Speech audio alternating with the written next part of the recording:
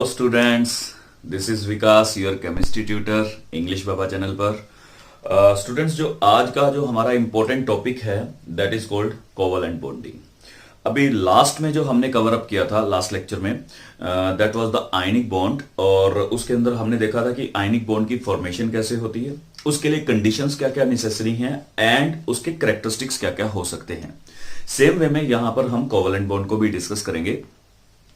Covalent bond के अंदर हमने देखा था कि ये जो लिंकेज है, लिंकेज मींस बॉन्डिंग है, ये शेयरिंग से होती है। और शेयरिंग हमारे पास दो प्रकार की है।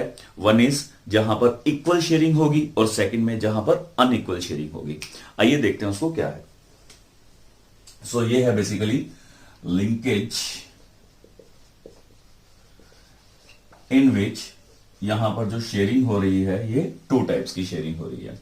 That sharing is one is equal sharing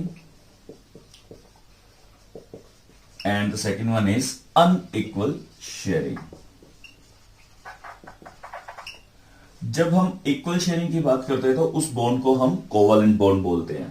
this is called covalent bond. और जब हम अनइक्वल शेयरिंग की बात करते हैं दैट बॉन्ड इज कॉल्ड, या तो इसे डेटिव बॉन्ड बोला जाता है या कोऑर्डिनेट बॉन्ड बोला जाता है।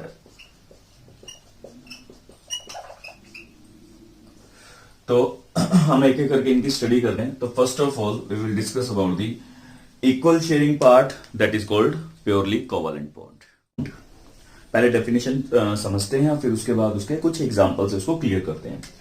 The bond form between the two atoms, दो एटम्स के बीच में बॉन्ड का फॉर्मेशन है, वो सेम भी हो सकते हैं ऑफ सेम और डिफरेंट एलिमेंट्स। वो एटम सेम भी हो सकते हैं और वो डिफरेंट भी हो सकते हैं। एग्जांपल में समझेंगे इस चीज को। बाय म्यूचुअल शेयरिंग, उनके बीच में क्या रहेगी? म्यूचुअल शेयरिंग रहेगी। इट मींस यदि एक एटम एक इलेक्ट्रॉन्स को शेयर कर रहा है तो दूसरा भी एक ही इलेक्ट्रॉन को शेयर करेगा। ऑफ द इलेक्ट्रॉन्स क्यों करेंगे share? That to complete their octet. कुछ केसेस में ये डुप्लेट भी हो सकते हैं, और वी कैन से डुप्लेट, जैसे कि in case of hydrogen. Hydrogen अपना यहां डुप्लेट कंप्लीट करता है। ठीक है, तो हम एक एक करके एग्जांपल को देखते हैं कि एग्जांपल क्या क्या है।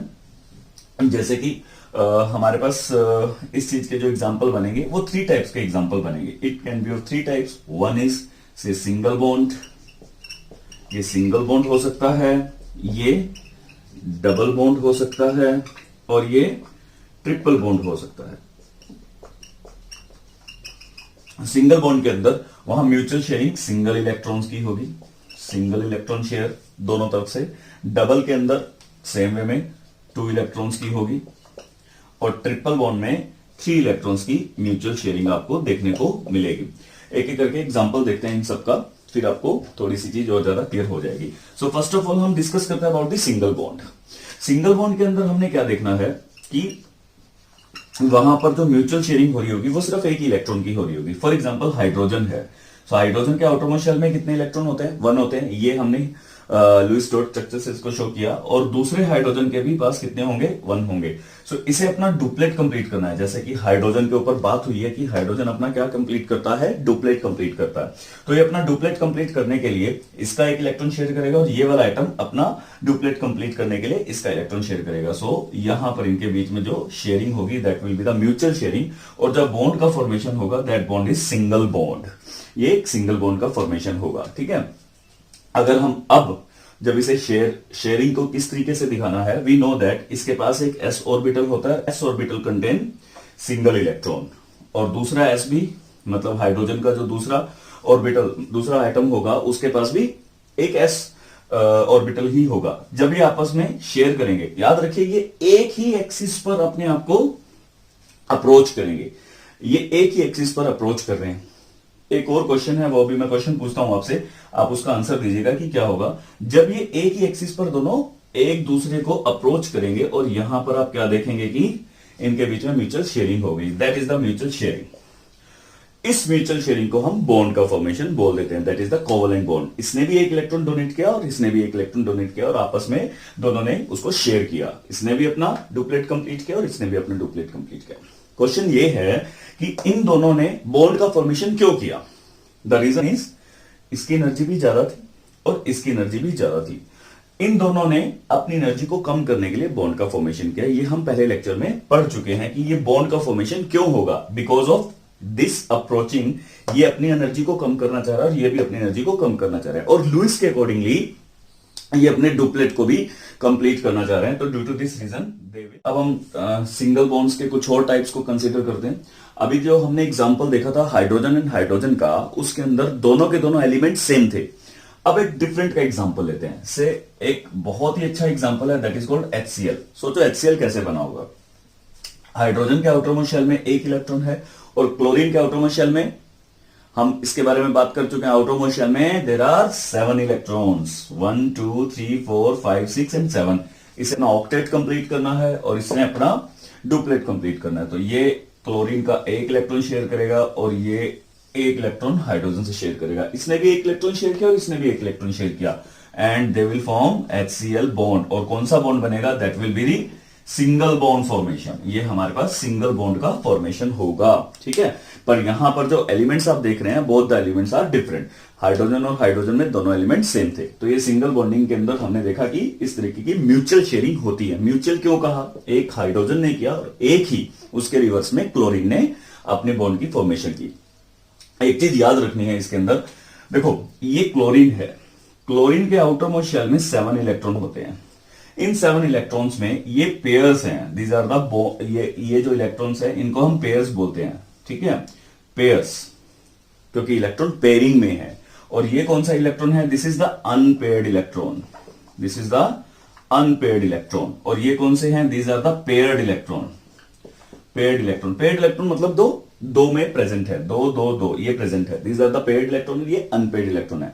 बॉन्ड फॉर्मेशन में इंपॉर्टेंट पॉइंट है, याद रखिएगा, बॉन्ड फॉर्मेशन में केवल और केवल अनपेयर्ड इलेक्ट्रॉन ही टेक पार्ट लेते हैं। Only unpaired electron will take part, only unpaired electron will take part, ठीक है। इसको बहुत अच्छे से ध्यान रखना है, केवल अनपेयर्ड इलेक्ट्रॉन ही इसके अंदर बॉन्ड का फॉर्मेशन करते हैं। ये जो पेयर्ड में है वो इलेक्ट्रॉन्स कभी भी इस चीज के अंदर हिस्सा नहीं लेंगे, they will not take part. इस डबल बॉन्ड, अब हम कुछ एग्जांपल डबल बॉन्ड के करते हैं। डबल बॉन्ड का सबसे बेस्ट एग्जांपल जो होगा वो होगा oxygen and oxygen. We know that oxygen के आउटरमोस्ट शेल में कितने इलेक्ट्रॉन होते हैं, 6 इलेक्ट्रॉन होते हैं, और यहां पर भी कितने इलेक्ट्रॉन होंगे, 6 इलेक्ट्रॉन होंगे। ये इधर दिखा देते हैं, ठीक है। अगर यहां पे इस ऑक्सीजन को अपना ऑक्टेट कंप्लीट करने के लिए कितने इलेक्ट्रॉन चाहिए, दो चाहिए, तो ये इससे 2 इलेक्ट्रॉन शेयर करेगा और ये भी इससे 2 इलेक्ट्रॉन शेयर करेगा। So they will complete its octet. अपना ऑक्टेट कंप्लीट करेंगे। ऑक्टेट कंप्लीट करने पर आप देख रहे हैं कि इन्होंने कितने इलेक्ट्रॉन शेयर किए, 2 इलेक्ट्रॉन शेयर वो शेयर हो रहे हैं, इस वजह से ये डबल बॉन्ड का फॉर्मेशन करेंगे अपने ऑक्टेट को कंप्लीट करने के लिए, ठीक है।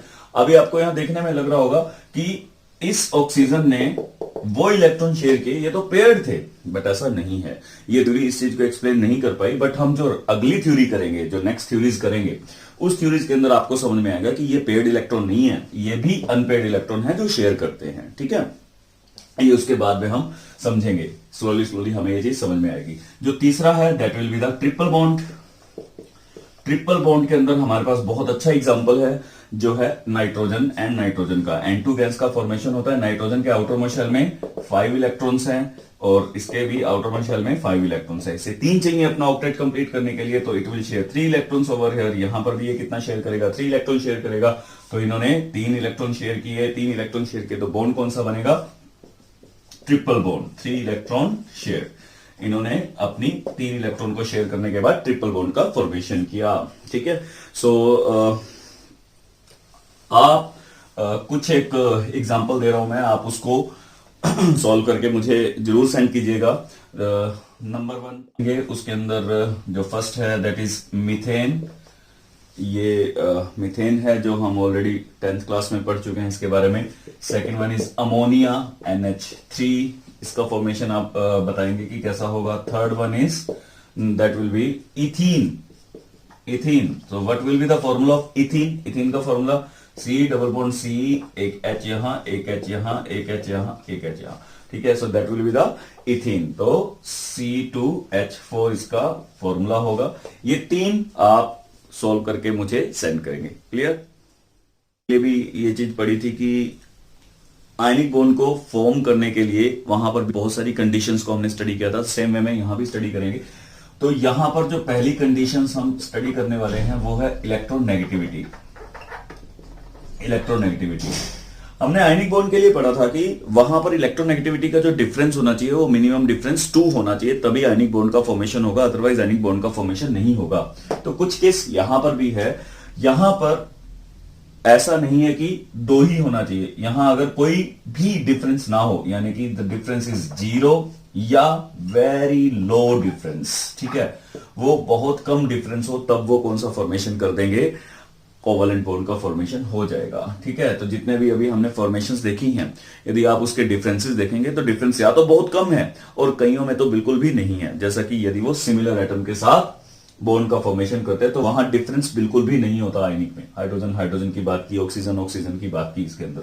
ठीक है, सेकेंड पॉइंट के अंदर हमने बात की कि वहां पर हमने देखा कि जो बॉन्ड का फॉर्मेशन होता है, एक मेटल होना चाहिए और दूसरा नॉन मेटल होना चाहिए। पर यहां पे कंडीशन ये है कि नॉन मेटल और नॉन मेटल जो है ये बहुत अच्छे से कंडीशंस को सेटिस्फाई करते हैं कि they will form covalent bond. ठीक है, कोवलेंट बॉन्ड का फॉर्मेशन बहुत अच्छे से सेटिस्फाई करते हैं। ठीक है, एक यहां पर एक नया वर्ड इंट्रोड्यूस करवाता हूं मैं आपको, दैट इज कॉल्ड कोवैलेंसी। वहां पर हमने एक वर्ड यूज किया था दैट इज कॉल्ड इलेक्ट्रोवैलेंसी। यहां पर हम इलेक्ट्रोवैलेंसी यूज नहीं करते, यहां पर हम कोवैलेंसी यूज करते हैं। कोवैलेंसी, ठीक है, को मींस कोवैलेंट। ठीक है, ये कहां से लिया गया, कोवैलेंट से। कोवैलेंट का मतलब है शेयरिंग ऑफ इलेक्ट्रॉन। तो जितने इलेक्ट्रॉन शेयर करते हैं वो उसकी क्या हो जाती है, कोवैलेंसी हो जाती है। ठीक है, the number of electron, the number of electron shared consider to be as covalency, वो उसकी कोवैलेंसी हो जाएगी। ठीक है, जैसे फॉर एग्जांपल हम हाइड्रोजन की बात करते हैं, हाइड्रोजन का एटॉमिक नंबर 1 है, तो यहां पर यदि हम उसको रिप्रेजेंट करें तो दैट विल बी 1s1। तो इस तरीके से रिप्रेजेंट होगा, एक ही अनपेड इलेक्ट्रॉन है। अब आपको समझ में आएगा ऑक्सीजन का भी केस, यहां पर एक ही अनपेड इलेक्ट्रॉन है तो कोवैलेंसी कितनी होगी, 1 होगी। So that will be the 1 covalency. Second case में चलते हैं, से हम बात करें नाइट्रोजन की। नाइट्रोजन के अंदर हमने देखा था कि 3 कोवैलेंसी, 3 बॉन्ड का फॉर्मेशन करता है। नाइट्रोजन का एटॉमिक नंबर है 7, तो ये क्या बनेगा, 1s2 2s2 2p3।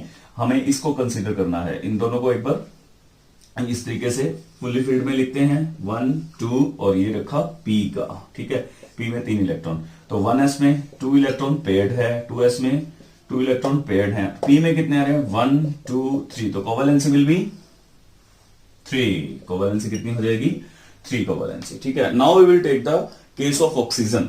अब हम ऑक्सीजन के केस को स्टडी करते हैं कि ऑक्सीजन में दिखने में तो वो पेयर्ड थे, बट वो फिर भी इस तरीके के बॉन्ड का फॉर्मेशन कैसे करते हैं, देखते हैं। ऑक्सीजन का एटॉमिक नंबर है 8, ठीक है, 8 है एटॉमिक नंबर। तो हम यदि इसकी कॉन्फ़िगरेशन लिखते हैं तो that is 1s2 2s2 2p4 आ जाएगा। ठीक है, ये फुली फिल्ड है, ये फुली फिल्ड है। अभी हमने नाइट्रोजन के केस में भी देखा था। हम सिर्फ इसका डायग्राम प्लॉट करते हैं, ये p का 1 2, ठीक है, ये 2px, ये 2py और ये 2pz। 4 इलेक्ट्रॉन फिल करने हैं, पहले सबको एक एक देंगे और फिर हम शेयर करेंगे। अब ये देखिए, how many electrons are unpaired, 2, तो कोवैलेंसी क्या होगी इसकी, 2 होगी। यहां से हमें पता चलता है कि ये इसके अंदर 2 अनपेड इलेक्ट्रॉन है। ठीक है, अनपेड इलेक्ट्रॉन ही रिस्पॉन्सिबल होते हैं। So by this way we can calculate the covalency. किसी भी यदि हम बात करें, जैसे कार्बन की बात करते हैं, कार्बन का एटॉमिक नंबर क्या है, 6 है, बट यूजली आप देखते हैं कि कार्बन जो बॉन्ड का फॉर्मेशन करता है वो 4 का करता है, यानी कि उसकी कोवैलेंसी 4 नजर आ रही है। यहां पर यदि हम बात करें तो ये होगा 1s2 2s2 2p2। ठीक है, इस पर्टिकुलर स्टेट के अंदर ये 1s का, ये 2s का ऑर्बिटल और ये 2p का ऑर्बिटल। ठीक है, 1s में 2 हैं, 2s में भी 2 हैं, this is 1s, this is 2s, और ये 2px 2py 2pz। इसके अंदर भी 2 हैं, एक इलेक्ट्रॉन और एक इलेक्ट्रॉन। ये इसकी ग्राउंड स्टेट है, इसके अंदर इसकी कोवैलेंसी जो नजर आ रही है वो 2 नजर आ रही है। आपको यही चीज कंसीडर करनी है कि स्टेट कौन सी पूछी गई है। ये बात बहुत इंपॉर्टेंट है, बहुत अच्छे से समझनी है। कार्बन की ग्राउंड स्टेट के अंदर, this is the ground state, carbon की ग्राउंड स्टेट के अंदर जो उसकी कोवैलेंसी है वो 2 है, पर जब वो एक्साइटेड स्टेट में जाएगा हल्की सी एनर्जी मिलेगी, तो एक s का इलेक्ट्रॉन, 2s का इलेक्ट्रॉन कहां शिफ्ट हो जाएगा, 2pz के अंदर, मतलब लास्ट ऑर्बिटल में एंटर कर जाएगा। अब देखते हैं कि क्या बनेगी ये। 1s में कोई चेंजेस नहीं है, 1s कंप्लीटली फिल्ड है, दैट इज 2 इलेक्ट्रॉन है यहां पे, ठीक है। अब 2s में से एक इलेक्ट्रॉन कहां शिफ्ट हो गया, 2pz में, यानी कि 2p में चला गया। सो 1 एक यहां पे, 2 3 और 4। अब देखिए कि कितने हैं, 4 हैं, 1 2 3 4। तो ये अपना एक्सपेंशन करते हैं इन द एक्साइटेड स्टेट। ये इसका एक्साइटेड स्टेट है, जिस स्टेट के अंदर वो यूजली, कौन, कार्बन, जो यूजली रिएक्ट करते हैं, ठीक है। अब ये रिएक्शन 4 कोवैलेंसी के फॉर्म में देगा। कार्बन यूजली जो कोवैलेंसी शो करता है वो चार्ज करता है, पर एक्साइटेड स्टेट में, ना कि ग्राउंड स्टेट में। तो अगर आपसे ये पूछा जाए कि ग्राउंड स्टेट में कार्बन का कोवैलेंसी क्या है, दैट विल बी 2 है। एक्साइटेड स्टेट में कार्बन की कोवैलेंसी क्या है, दैट विल बी 4। ठीक है, समझना है इस चीज को। Characteristics of covalent bond, covalent bond के कुछ कैरेक्टरिस्टिक्स देते हैं। फिजिकल स्टेट, यूजली जो कोवैलेंट बॉन्ड है वो गैसेस स्टेट में मिलता है, ठीक है, या फिर हम कहें कि लिक्विड स्टेट में मिलता है। मोस्टली इतने अगर हम बात करें तो ये गैसेस और लिक्विड स्टेट में मिलते हैं, क्योंकि इनके बीच में फोर्सेस ऑफ अट्रैक्शन बहुत ही ज्यादा वीक होती है। हाँ, कुछ एक ऐसे एग्जांपल है जैसे फॉस्फोरस है, सल्फर है, ये सॉफ्ट सॉलिड में मिलते हैं। These are the soft solid, ये सॉफ्ट सॉलिड की फॉर्मेशन में आपको मिल जाएंगे। Then melting and boiling point, usually इनका जो मेल्टिंग एंड बॉइलिंग पॉइंट होता है कंपैरेटिवली लो होता है आयनिक बॉन्ड से, क्योंकि ये बॉन्ड बहुत ज्यादा वीक होते हैं compare to ionic bond. But हाँ, कुछ एक ऐसी जॉइंट स्ट्रक्चर्स हैं, जॉइंट स्ट्रक्चर हैं, दैट इज जॉइंट स्ट्रक्चर हैं, जैसे कि डायमंड, SiO2 सिलिका, ये ऐसी स्ट्रक्चर हैं, डायमंड की स्ट्रक्चर है। डायमंड के बारे में तो हम ऑलरेडी डिस्कस कर चुके हैं, आपके 10th क्लास में भी इसका बहुत ज्यादा डिस्कशन रहा है। डायमंड और सिलिकेट, ये ऐसी स्ट्रॉन्ग नेटवर्क स्ट्रक्चर हैं जिसके अंदर जो मेल्टिंग पॉइंट है या बॉइलिंग पॉइंट है इसका बहुत ज्यादा बढ़ जाता है due to this, but usually इनके बॉइलिंग पॉइंट लो ही होते हैं। Electrical conductivity, they are bad conductor of electricity, bad conductor. हाँ, कुछ एक्सेप्शन जरूर है। एक्सेप्शंस के अंदर सबसे बड़ा नाम आता है ग्रेफाइट का। Graphite is very good conductor, covalently bonded होते हैं कार्बन, बावजूद इसके भी दे आर मींस इसके अंदर ग्रेफाइट जो है कार्बन का है, फिर भी ये गुड कंडक्टर ऑफ इलेक्ट्रिसिटी है। बट हाँ, जैसे HCl है, कुछ इस तरीके से ऐसे कंपाउंड होते हैं जो इन देयर सॉल्यूशन, जैसे पानी के अंदर यदि हम उसको डाल दें तो आयनिक फॉर्म की फॉर्मेशन देते हैं, H positive and Cl negative. Due to this reason ये कंडक्टिविटी करते हैं, ठीक है, इन सॉल्यूशन स्टेट, ठीक है, सॉल्यूशन के। ग्रेफाइट अपने आप में पहला ऐसा एग्जांपल है जिसके अंदर आप देखेंगे कि सॉलिड होने के बावजूद भी it is a good conductor. But जैसे कुछ एक HCl है, अभी हमने HCl का एग्जांपल पढ़ा, that is a covalent bond, बावजूद इसके भी यदि उसे सॉल्यूशन में डाल दिया जाए, अगर वो गैसेस स्टेट में है तब हम उसके अंदर ये बात नहीं करेंगे कि वो गुड कंडक्टर है। बट यदि वो सॉल्यूशन है, पानी में है, तो हम उसको देखेंगे कि वो आयनिक फॉर्म में कन्वर्ट हो जाता है, H positive and Cl negative. Due to this reason वो गुड कंडक्टर बनता है। सोल्यूबिलिटी हमने वहां भी बात की थी। सोल्यूबिलिटी के केसेस में एक फॉर्मूला होता है लाइक डिसॉल्व लाइक, ठीक है। पोलर में सोल्यूबल होगा और नॉन पोलर में सोल्यूबल होगा, ठीक है। पोलर आयनिक बॉन्ड होते हैं, नॉन पोलर कोवैलेंटली बॉन्डेड होते हैं। तो यहां पर कोवैलेंट बॉन्ड के अंदर ही डिसॉल्व होते हैं। जैसे ऑर्गेनिक है, ऑर्गेनिक मोस्टली ऑर्गेनिक सब्सटेंसेस है, कार्बन के जो होंगे कोवैलेंटली बॉन्डेड होते हैं, वो ऑर्गेनिक सब्सटेंस में ही जाते हैं, मतलब ये वाटर में सोल्यूबल नहीं होते हैं, ठीक है। So these are the general characteristics of the covalent bond. Next lecture we will discuss about the coordination bond और बहुत सारे कैरेक्टरिस्टिक्स को स्टडी करेंगे और साथ में समझेंगे कि जो लुईस ऑक्टेट रूल है उसका फेलियर के क्या क्या रीजंस थे। बाय।